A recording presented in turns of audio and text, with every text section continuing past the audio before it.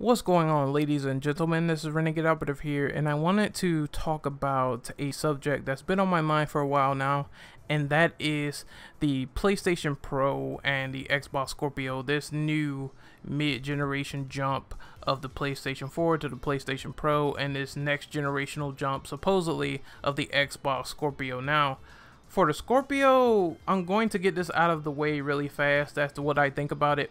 I think that Microsoft is making a lot of bold claims that might not hold up to water on launch. I think that for launch, that is the end-all be-all. There's no turning back. Once there is a launch date and everything's set in stone and everything's not delayed, then Microsoft has to make do with all the promises that they kept. And I think personally, some promises are going to be thrown out of the window. We've seen this before with the Xbox One, where they tried to totally make that console anti-consumer, and then it didn't turn out too well for them. So they did a complete 180, and they tried to fix all the problems they had with it, but there still was DRM on the console. There still was problems with the launch consoles. So I think that every time there is a launch on consoles, there is something that is bound to happen, and it's going to happen to the Xbox. So let's get into the mix of talking about the PlayStation Pro.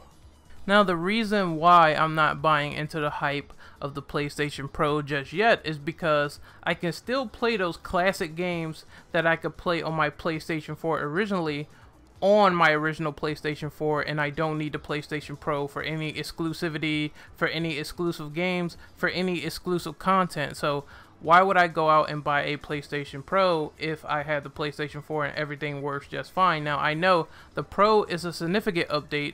It has better technology inside of it, and I know that it makes the games run and look better. But again, if I could play those same games, no problem. What's the point of getting the upgrade unless you have like a 4K TV, unless you're ready for HDR? Then that's the only reason why you would get it, is to make your games look prettier. But there's another point I have here, and that is the fact that I can play pretty multiplats on PC. I can go out, get a PC game, I can adjust all the settings that I want, I can customize the experience to my advantage of what I'm seeing on screen. So again, why would I buy the PlayStation Pro for multiplats, and why would I buy the PlayStation Pro if there's no exclusive incentives besides the graphics? Now, before people start freaking out as to why I won't get the PlayStation Pro just yet, you have to keep in mind that these upgrades are pretty much incentivized now. They're not mandatory. So what I mean by that is it's an incentive for you to upgrade to have the 4K experience, but it's not necessary, especially for the PlayStation Pro, which is a plus, because the Xbox Scorpio, you need to have a 4K TV in order to play on the Scorpio, which is a detriment to the Scorpio, but I digress. So getting back on topic, I wanted to talk about this. The reason why it's an incentive is equivalent to updating your graphics card. You want better performance, you want to see better visuals. So what do? You go on your computer, you take your GTX 970 out, for example, and then you go in and you replace it with a GTX 1080, and you have better performance. But if the games that you have still play on there, despite the fact that games are changing and upgrading, and eventually in the next 3 or 4 years our old graphics cards anyway are going to be obsolete, then that's the only reason you would do it, to get more graphical power out of your machine. But I'm going to tell you guys this now, and if this is the only premise behind getting the new machines, is a slight graphical update, some people don't give a fuck about graphics.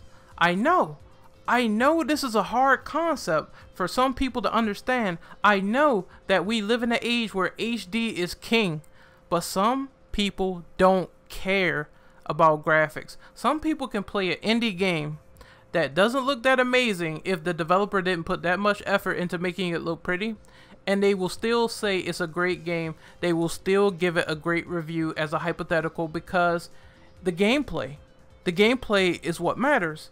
The game has to be fun. Some people still play on tube TVs, for God's sakes. So you can tell that this whole TV craze, it is practically centered around the way you want to play, and you could play however you want. And I think this concept is getting lost in translation to a lot of people hyping up HDR and 4K like it's the second coming of Jesus.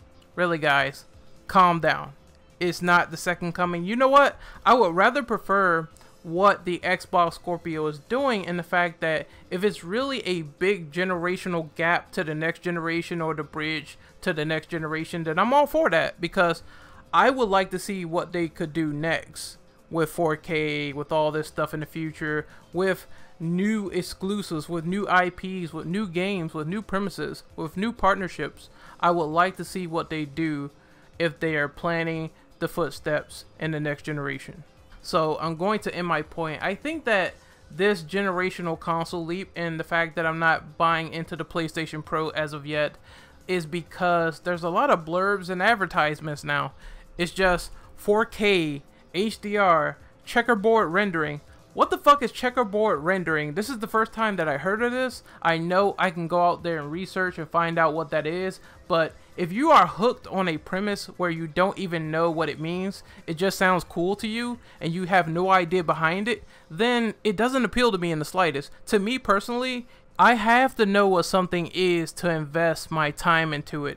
Remember when the Sega had the fucking blast processing premise, where it was this cool concept back in the day where the Sega Genesis had blast processing for their games, and it was a term used in advertising, and no one quite knew what the fuck that was. So checkerboard rendering, it sounds like the same thing to me, except now in these days we have the internet, so we can obviously do background research on these events, on these terms, on these phrases, and it just doesn't appeal to me with what it does. I'm sure it does something awesome, but for now I have no fucking clue what it is, and it sounds like a blurb to me. So I mean, I wish Sony the best of luck on the PS Pro. Is coming out in about a few more days, I believe. Some people got their hands on theirs early, so I do wish them the best of luck. But for now, I'm not gonna overhype myself into TV hunting. You know what I'm gonna do? I'm gonna overhype myself into playing more fucking video games that I never played before.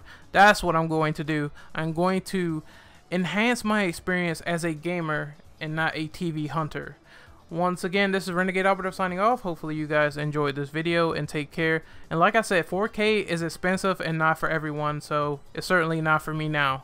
And don't get it twisted, I'm fine with my latest tech. I have an Asus monitor, I'm good to go.